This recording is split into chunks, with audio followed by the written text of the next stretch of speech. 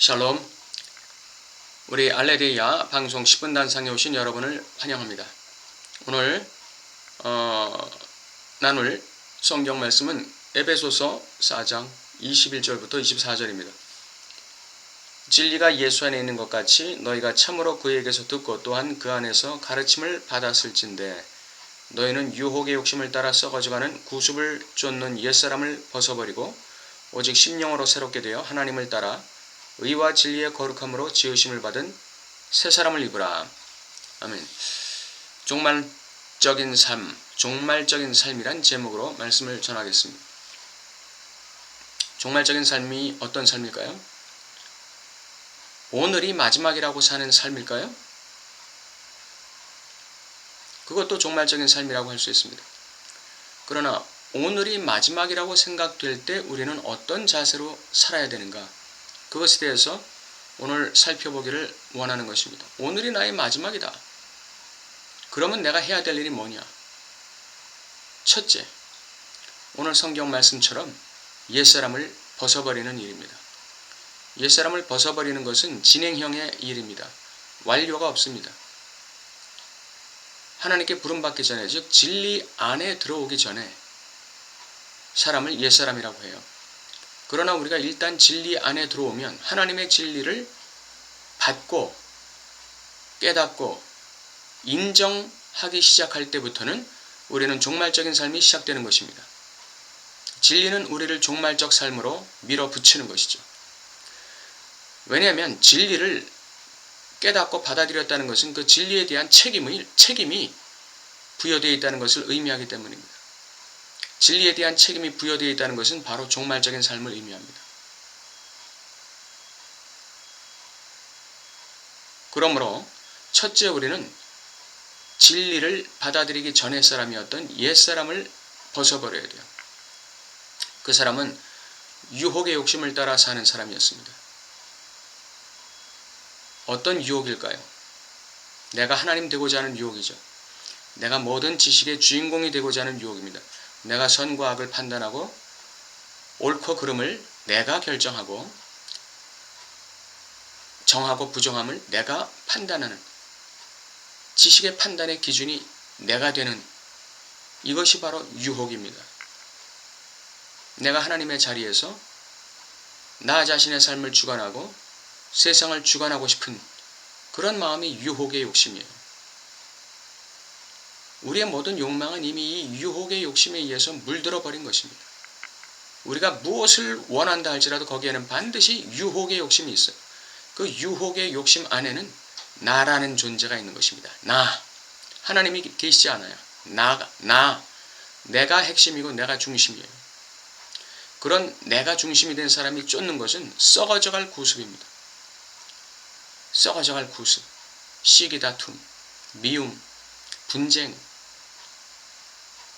전쟁, 모함, 음모, 사기, 거짓말, 술수 이런 모든 것들이 썩어져갈 구습입니다.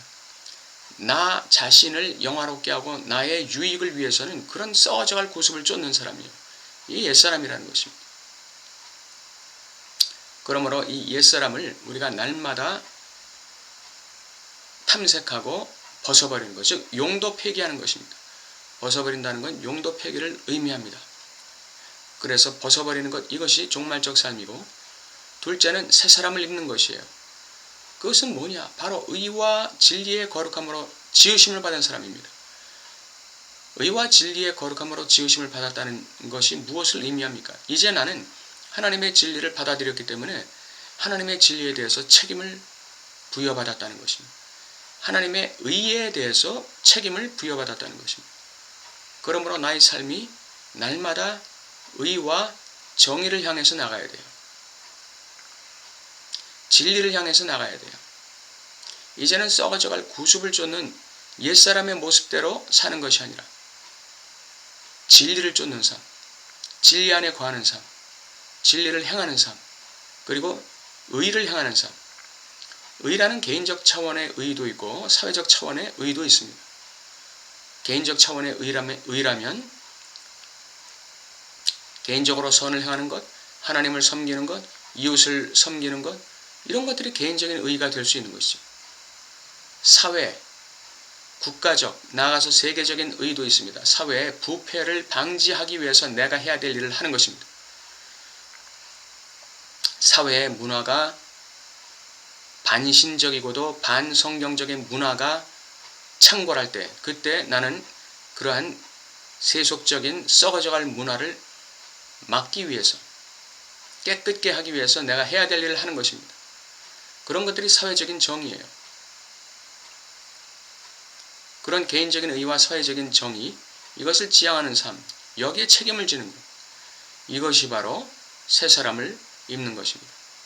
그리고 진리를 따라 살고 진리에 대해서 내 책임을 지는 삶, 이것이 새 사람을 입는 삶입니다. 그러므로 종말적인 삶이라는 것은 첫째, 옛사람을 벗어버리는 것, 옛사람을 폐기하는 것이죠. 그리고 새 사람, 의와 진리에 대해서 책임을 지는 새 사람을 날마다 입어나가는 것입니다. 마지막으로 본문에 나와 있지 않지만 종말적인 삶이라는 것은 오늘 내가 나의 심어야 할 사과나무를 심는 삶입니다. 스피노자가 얘기했나 어떤 다른 사람이 얘기했는지 정확하진 않다고 하는데, 내일 세상의 종말이 온다 할지라도, 지구의 종말이 온다 할지라도 나는 오늘 한 그루의 사과나무를 심겠다. 이것이 바로 종말적 삶입니다. 오늘이라는 주어진 시간에, 여기라는 주어진 환경 속에서 내가 무엇을 해야 되는가? 어떤 태도와 자세로 살아야 되는가? 내가 남겨야 될 열매가 무엇인가? 여기에 집중하는 삶, 이것이 종말적인 삶입니다. 모든 재산 처분하고 기도원에서 두 손 들고 찬송하고 있는 것이 종말적인 삶이 아니라는 얘기예요. 종말적인 삶은 바로 오늘 여기 주어진 나의 상황 속에서 내가 하나님의 거룩하신 뜻과 소명, 그리고 나 자신과 내 가족들, 그리고 이웃, 내 이 교회, 세상을 위해서 내가 마지막으로 해야 될 일이 뭔가, 거기에 충성하는 것, 이것이 종말적인 삶입니다. 오늘 여러분의 삶 속에 이러한 종말적인 삶이 날마다 지속되어 나가시기를 바람하지 않습니다. 감사합니다.